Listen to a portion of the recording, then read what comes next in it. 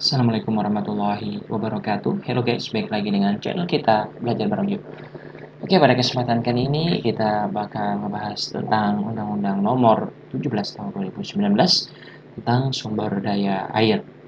Oke, jadi ini adalah undang-undang yang terdiri dari 79 pasal dengan eh, ada 16 bab yang di dalamnya. Bismillahirrahmanirrahim. Mari kita mulai aja yuk. Oke, pada bab 1 tentang ketentuan umum, pasal 1. Nah, seperti pada umumnya undang-undang, di pasal 1 ini ya berisi tentang definisi-definisi dari hal-hal yang akan dibahas gitu ya. Pada undang-undang ini mungkin yang kita akan bacakan ini yang memang agak esensial gitu. Mungkin salah satunya ini tentang sumber daya air adalah sumber air dan daya air yang terkandung di dalamnya. Kemudian air permukaan, definisinya adalah semua air yang terdapat pada permukaan tanah. Kemudian air tanah adalah air yang terdapat dalam lapisan tanah atau batuan di bawah permukaan tanah. Kemudian air minum adalah air yang melalui pengolahan atau tanpa pengolahan yang memenuhi syarat kesehatan dan dapat langsung diminum. Kemudian daya air adalah potensi yang terkandung dalam air dan atau pada sumber air yang dapat memberikan manfaat ataupun kerugian bagi kehidupan dan penghidupan manusia serta lingkungannya. Pengelolaan sumber daya air adalah upaya merencanakan, melaksanakan, memantau, dan mengevaluasi penyelenggaraan konservasi sumber daya air, pendaya gunaan sumber daya air, dan pengendalian daya rusak air.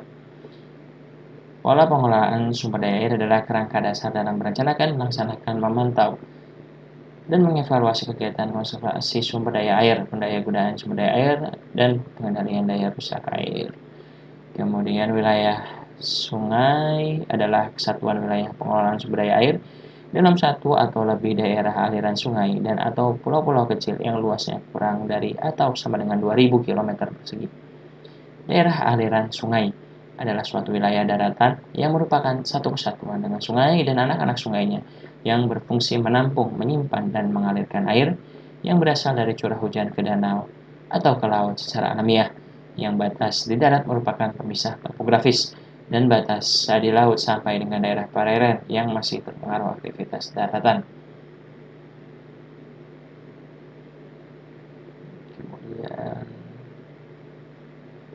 mungkin itu satu lagi, sistem penyediaan air minum adalah satu kesatuan sarana dan prasarana penyediaan air minum. Oke, saya tadi lupa menjelaskan bahwa di bagian kanan layar ini adalah pasal-pasalnya, bunyi pasalnya dari undang-undang. Kemudian di layar sebelah kiri ini, bagian kiri ini adalah penjelasannya ya, dari pasal demi pasal. Kemudian pasal 2, pengelolaan sumber daya air dilakukan berdasarkan asas manfaatan umum, keterjangkauan, keadilan, keseimbangan, kemandirian, kearifan lokal, wawasan lingkungan, kelestarian, berlanjutan, keterpaduan dan keserasian, dan transparansi dan akuntabilitas. Nah, ini asas-asas dalam pengelolaan sumber daya air. Sedangkan penjelasannya masing-masing untuk kemanfaatan umum adalah bahwa pengelolaan sumber daya air dilaksanakan untuk memberikan manfaat sebesar-besarnya bagi kepentingan umum. Terus kemudian keterjangkauan adalah bahwa dalam pengelolaan sumber daya air, ketersediaan air harus dapat dijangkau oleh setiap individu baik secara lokasi maupun secara ekonomi. Kemudian seperti seterusnya seperti dapat dibaca dalam undang-undang. Kemudian di pasal ketiga, pengaturan sumber daya air bertujuan untuk memberikan perlindungan dan menjamin pemenuhan hak rakyat atas air, kemudian menjamin keberlanjutan ketersediaan air dan sumber air agar memberikan manfaat secara adil bagi masyarakat. Kemudian poin C, menjamin pelestarian fungsi air dan sumber air untuk menunjang keberlanjutan pembangunan.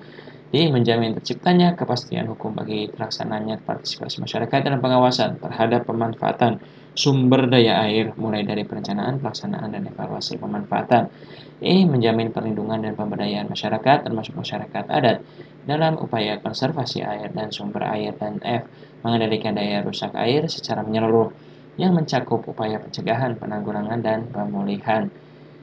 Kemudian masuk kepada bab 2, ruang lingkup pengaturan. Pasal 4, ruang lingkup pengaturan sumber daya air meliputi A, penguasaan negara dan hak rakyat atas air. B. Tugas dan wewenang dalam pengelolaan sumber daya air. C. Pengelolaan sumber daya air. D. Perizinan. E. Sistem informasi sumber daya air. F. Pemberdayaan dan pengawasan. G. Pendanaan. H. Hak dan kewajiban. I. Partisipasi masyarakat. Dan J. Koordinasi. Kemudian selanjutnya di bab ketiga ada penguasaan negara dan hak rakyat atas air. Bagian ke-1, penguasaan negara. Pasal 5, sumber daya air dikuasai oleh negara dan dipergunakan untuk sebesar-besarnya kemakmuran rakyat. Pasal 6, negara menjamin hak rakyat atas air guna memenuhi kebutuhan pokok minimal sehari-hari bagi kehidupan yang sehat dan bersih dengan jumlah yang cukup, kualitas yang baik, aman, terjaga keberlangsungannya dan terjangkau. Jadi ini poin 6 ini pemahamannya. Yang dimaksud kebutuhan pokok minimal sehari-hari adalah air untuk memenuhi kebutuhan hidup sehari-hari. Untuk keperluan sendiri yang kebutuhan airnya sebanyak 60 liter per orang per hari. Ini termasuk salah satu hal yang penting untuk kita cermati ya semua. Bahwa kebutuhan per airnya berdasarkan undang-undang ini 60 liter per hari per orang. Oke, selanjutnya masuk kepada pasal 7. Mohon maaf, pasal 6 kita bahas dulu. Nah, ini ada hal penting nih yang menarik nih.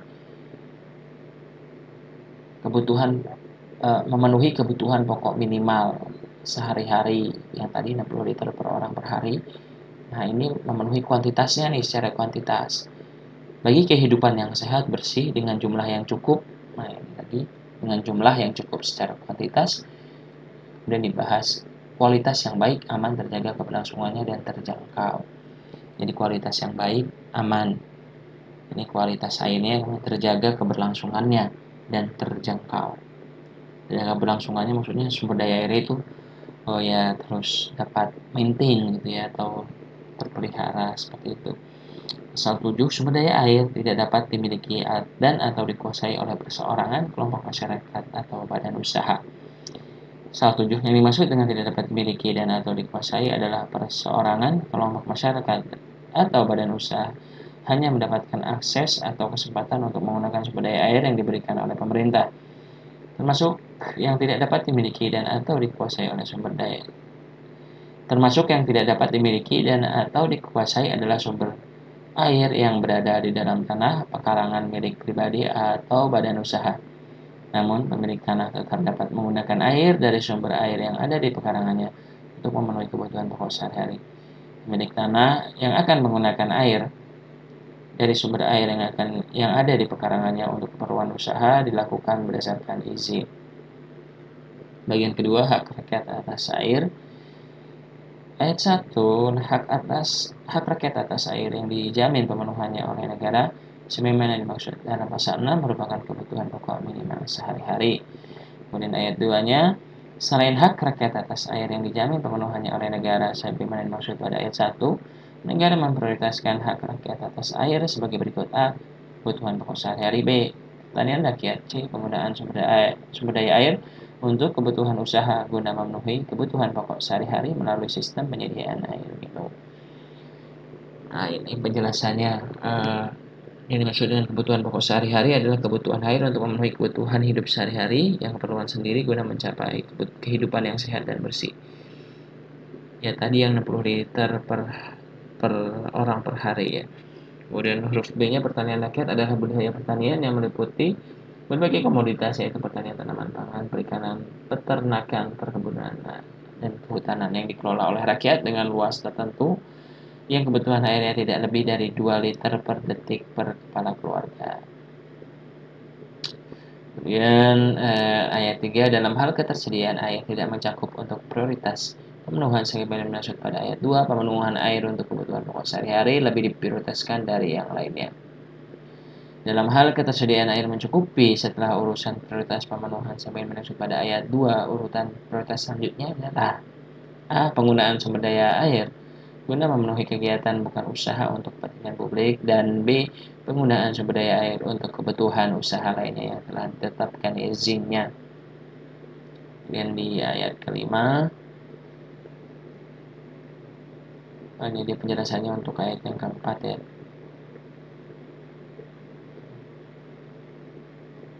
Yang dimaksud dengan ketersediaan air mencukupi ini adalah pemenuhan air untuk kebutuhan pokok sehari-hari, pertanian rakyat, dan kebutuhan penggunaan sumber daya air untuk kebutuhan usaha guna memenuhi kebutuhan pokok sehari-hari melalui sistem penyediaan air minum. Yang keempat, keperluan air untuk pemeliharaan sumber daya air, dan yang kelima, lingkungan hidup yang telah pemenuhan. Yang kelima, lingkungan hidup telah terpenuhi dan masih terdapat sisa air yang dapat dialokasikan untuk pemenuhan penggunaan sumber daya air lainnya. Oke, kemudian ayat kelima, pemerintahan pusat dan pemerintah daerah menetapkan urutan prioritas pemenuhan air pada wilayah sungai sesuai dengan kewenangannya berdasarkan ketentuan sebagaimana maksud pada ayat 2, ayat 3, dan ayat 4.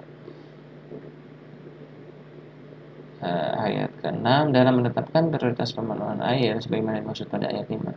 Pemerintah pusat atau pemerintah daerah terlebih dahulu memperhitungkan keperluan air untuk pemeliharaan sumber air dan lingkungan hidup.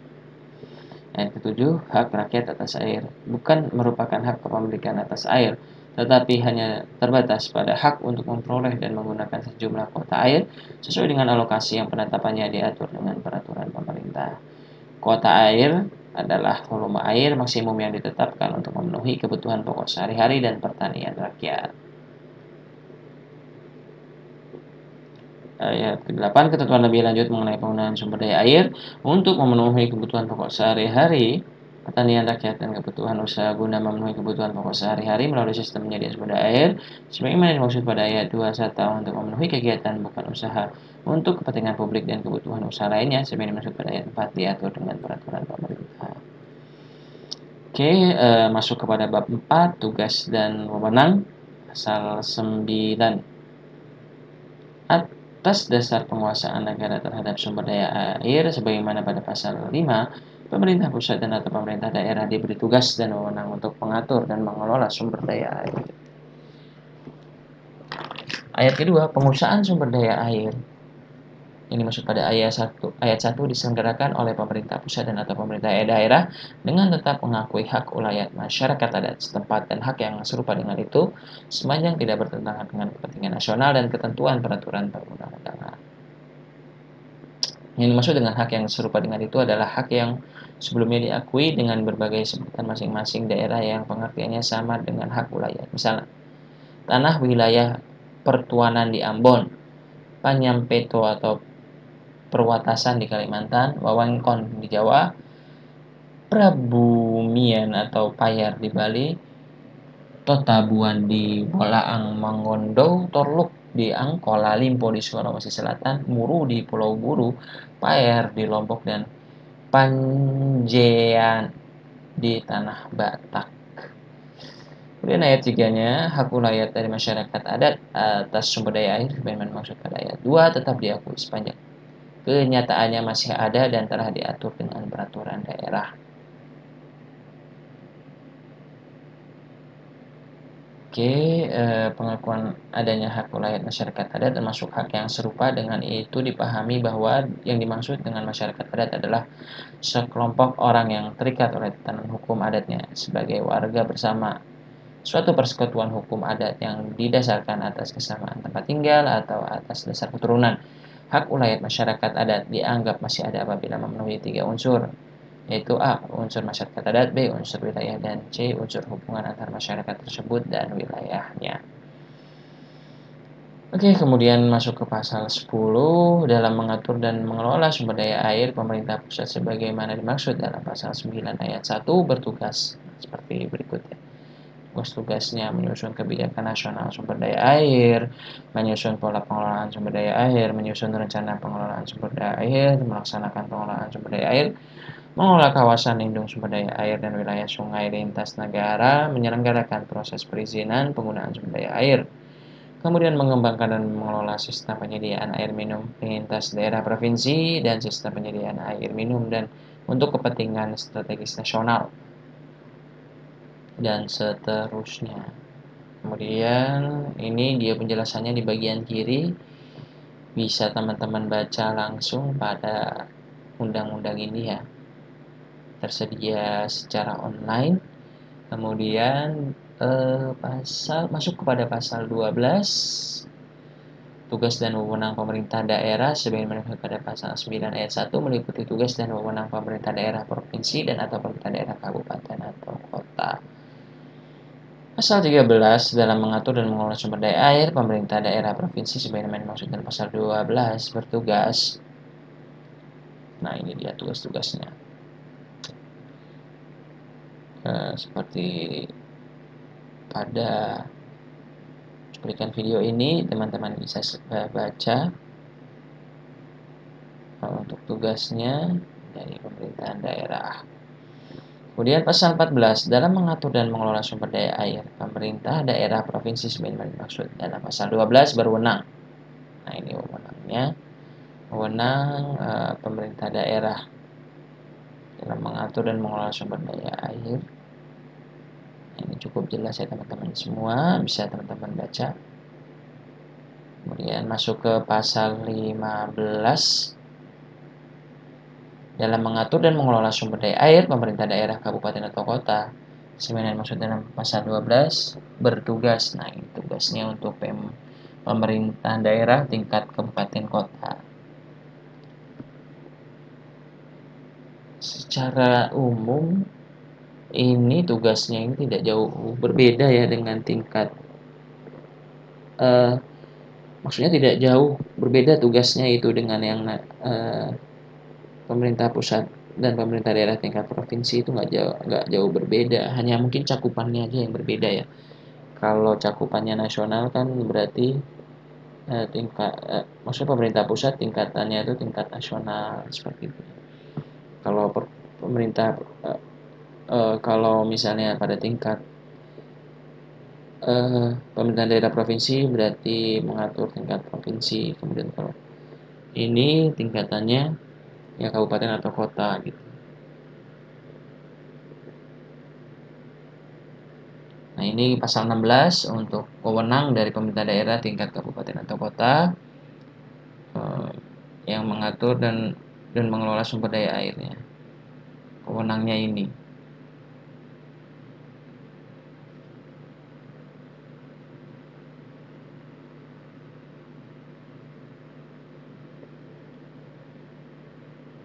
Salah satunya ada ini ya, membentuk wadah koordinasi pengelolaan sumber daya air pada wilayah sungai dalam satu kabupaten atau kota. Nah, yang membentuk wadah koordinasi pengelolaan sumber daya air pada wilayah sungai dan atau dalam satu kabupaten atau kota.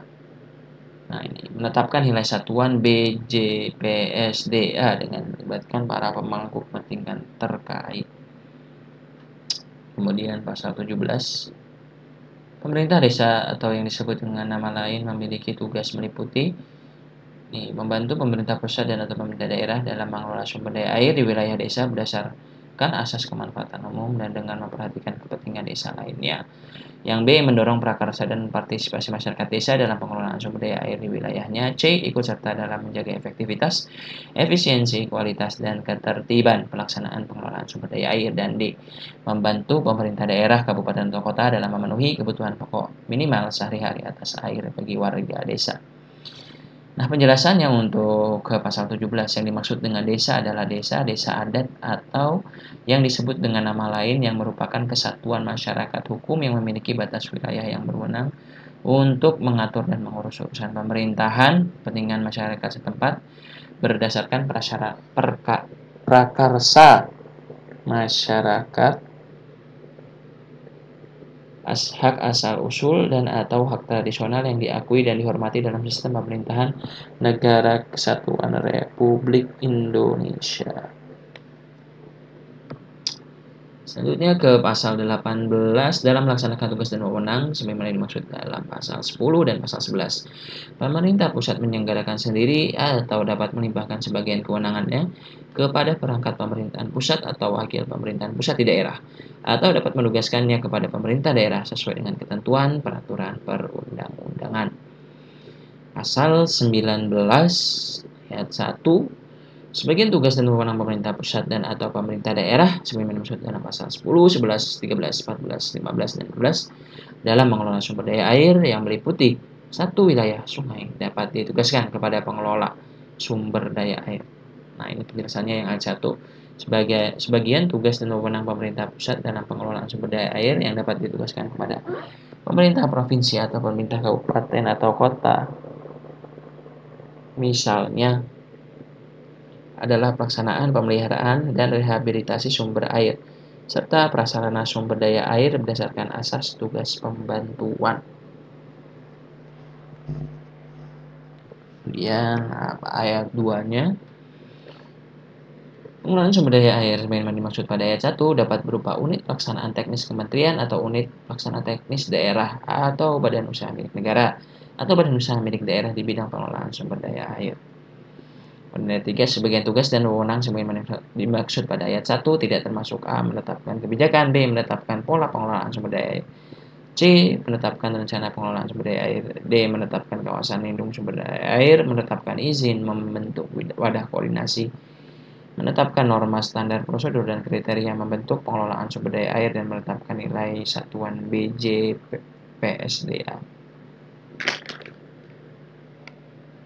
Jadi untuk yang ini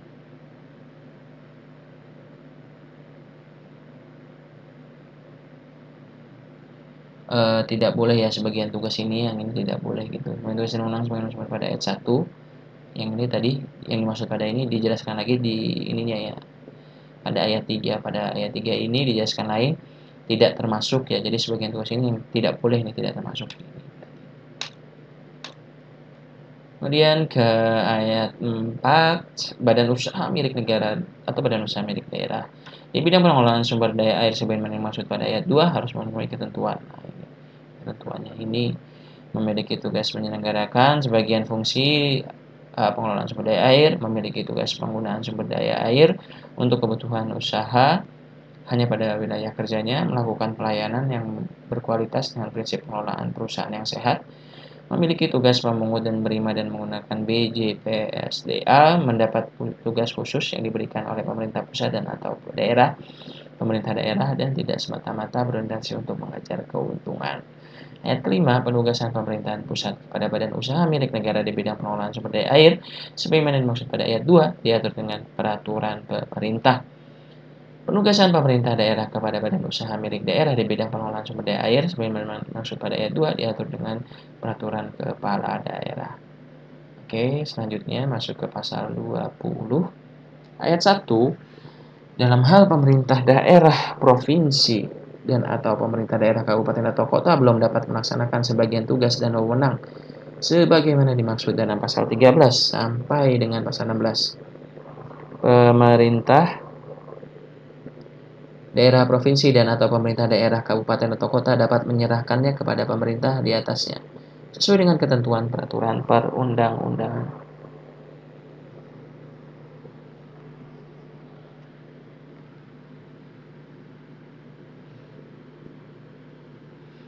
Dan ayat keduanya,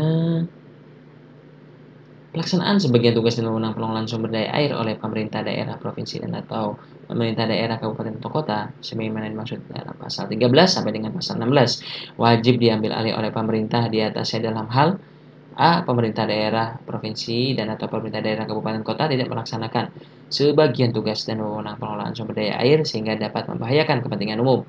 B. Pemerintah daerah provinsi dan atau pemerintah daerah kabupaten atau kota tidak melaksanakan sebagian tugas dan wewenang pengelolaan sumber daya air sehingga dapat mengganggu pelayanan umum, dan atau C. Adanya sengketa antara provinsi atau antar kabupaten dan atau antar kota yang tidak dapat diselesaikan. Ayat 3. Tentuan lebih lanjut mengenai penyerahan dan pengambil alihan tugas dan wewenang diatur dengan peraturan pemerintah. Oke, masuk ke bab 5, pengelolaan sumber daya air.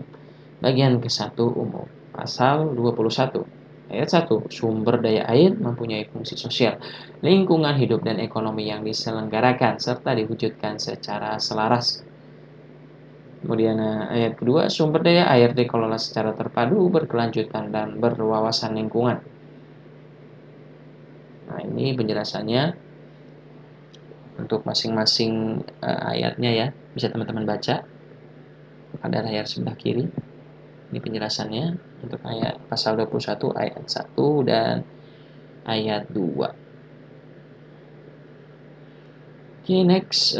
Selanjutnya di pasal 22 ayat 1. Pengelolaan sumber daya air didasarkan pada wilayah sungai dengan memperhatikan keterkaitan penggunaan air permukaan dan air tanah dengan mengutamakan pendaya gunaan air permukaan. Nah, penjelasannya prinsip keterpaduan antara air permukaan dan air tanah menekankan pentingnya keseimbangan pengelolaan sumber daya air karena air tanah merupakan bagian yang tidak terpisahkan dari ekosistem dan berinteraksi dengan air permukaan.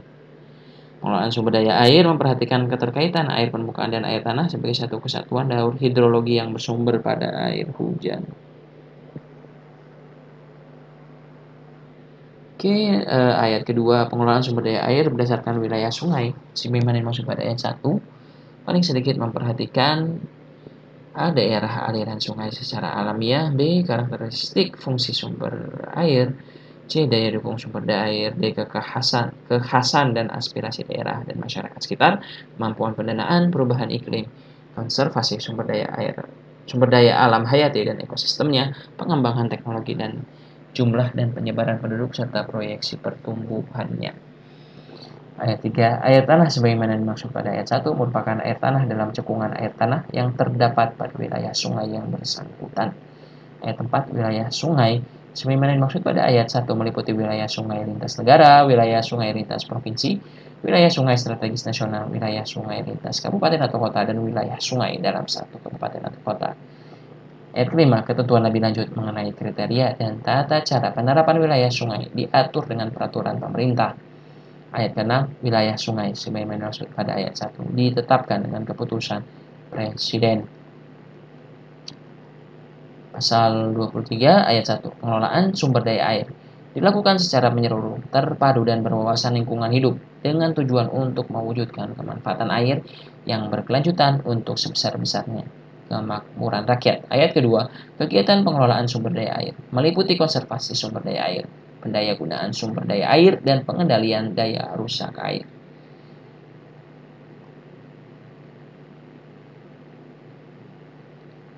Kemudian bagian kedua, konservasi sumber daya air.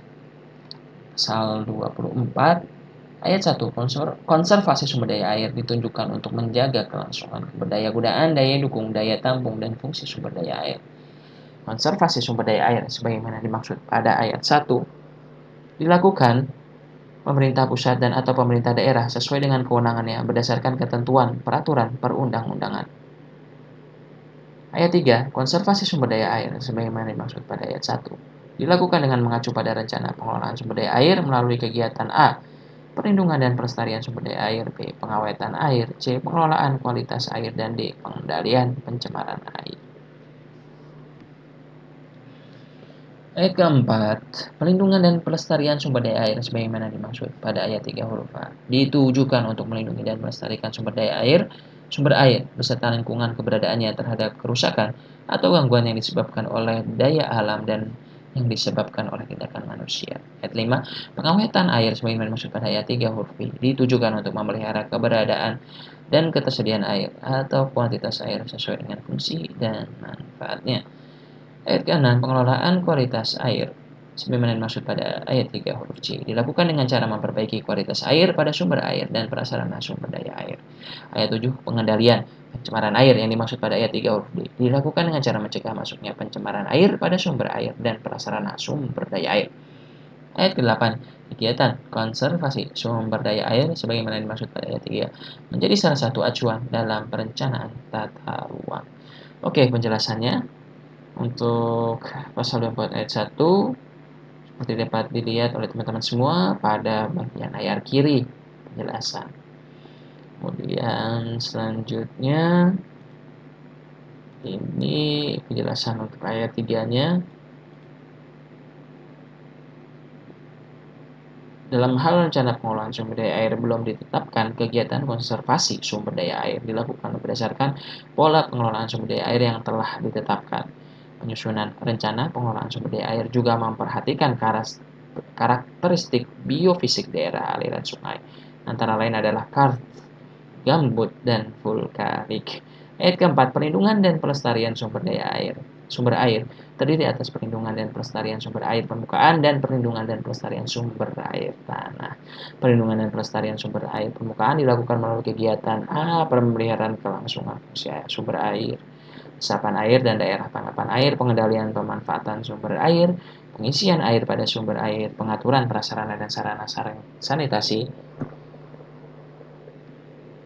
perlindungan sumber air dalam hubungannya dengan kegiatan pembangunan dan pemanfaatan lahan pada sumber air, pengendalian pengolahan tanah di daerah hulu, pengaturan daerah sepadan sumber air, rehabilitasi hutan dan lahan dan atau pelestarian hutan lindung, kawasan suaka alam dan kawasan pelestarian alam. Yang dimaksud dengan pengawetan air ada penjelasan ayat 5. Yang dimaksud dengan pengawetan air adalah upaya yang dilakukan untuk A. Menyimpan air yang berlebih pada saat hujan agar dapat dimanfaatkan pada waktu diperlukan. B. Menghemat air dengan pemakaian yang efisien dan efektif. Dan C. Meningkatkan kapasitas imbuhan air tanah. Seperti itu teman-teman. Nah, ini pasal 25. Setiap orang dilarang melakukan kegiatan yang mengakibatkan A. Terganggunya kondisi tata air daerah aliran sungai, B. Kerusakan sumber air dan atau prasarananya, C. Terganggunya upaya pengawetan air, dan D. Pencemaran air. Nah, yang huruf A yang dimaksud dengan terganggunya kondisi tata air daerah aliran sungai adalah perubahan tata air daerah aliran sungai yang tidak sesuai dengan pola pengelolaan sumber daya air dan atau rencana pengelolaan sumber daya air. Yang dimaksud dengan kerusakan sumber air adalah berkurangnya daya tampung atau fungsi sumber air. Oke, kita telah sampai pada pasal 25. Berarti berakhir juga video kita kali ini. Terima kasih kepada teman-teman semua yang telah menonton, yang telah mengikuti sesi belajar bersama kita dari pasal 1 sampai pasal 25 dari UU nomor 17 tahun 2019 tentang sumber daya air. Terima kasih telah menonton. Jika menurut teman-teman semua ini bermanfaat untuk teman-teman kalian atau saudara-saudara kalian yang lainnya, bisa di-share ke teman-teman kalian juga. Oke, terima kasih telah menonton. Jangan lupa like, komen, dan subscribe-nya. Semoga sukses dan sehat selalu untuk kita semua. Amin. Amin ya rabbal alamin. Thank you for watching. Wassalamualaikum warahmatullahi wabarakatuh.